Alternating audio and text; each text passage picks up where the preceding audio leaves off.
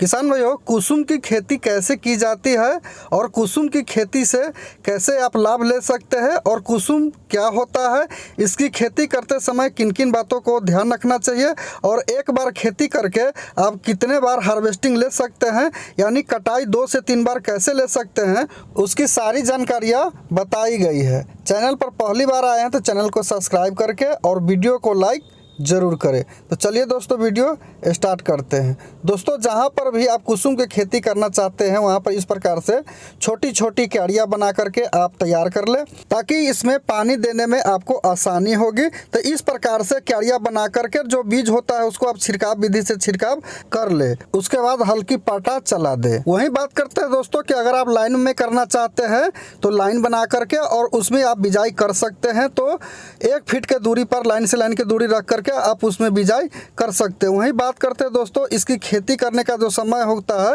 वो अक्टूबर से फरवरी तक आप इसमें खेती कर सकते हैं।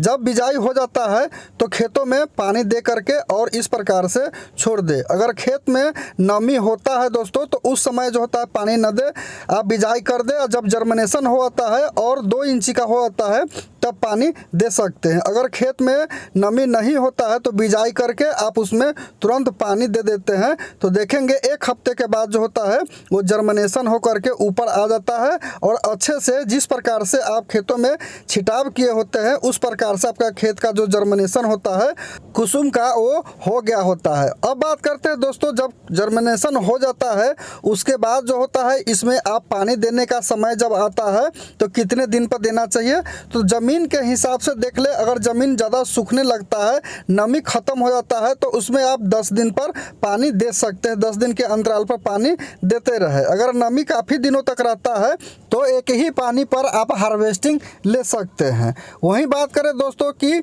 कुसुम का जो खेती होता है 2 पर्पस से किया जाता है। एक होता है जो साग के लिए किया जाता है, जिसकी हार्वेस्टिंग तकरीबन ये 35 से 40 दिन में स्टार्ट हो आती है। तो आप 2 से 3 कटाई इससे ले सकते हैं या 4 कटाई भी ले सकते हैं। ये आपके खेती के ऊपर डिपेंड करता है कि किस देख रेख में आप उसकी खेती किए हैं। वहीं बात करते हैं कि दूसरा पर्पस ये होता है दोस्तों कि इसको बीज बना करके तेल के लिए और अन्य और भी कार्यों में किया जाता है। जैसे इसका फूल का भी इस्तेमाल किया जाता है और क्या होते हैं इसका जो सीड होते हैं, बीज होते हैं, उसका भी इस्तेमाल किया जाता है अलग अलग तरीक़ों से।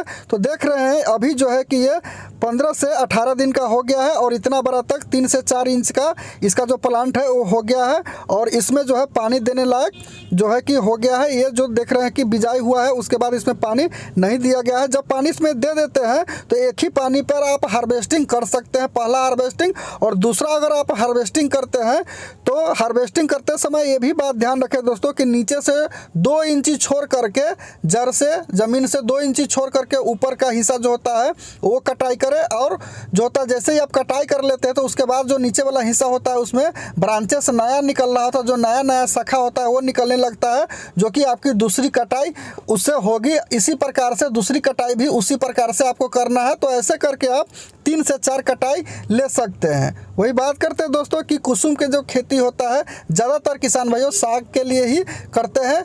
आपके वहाँ पर इसकी खेती किस पर्पज़ से किया जाता है वो कमेंट करके ज़रूर बताएं।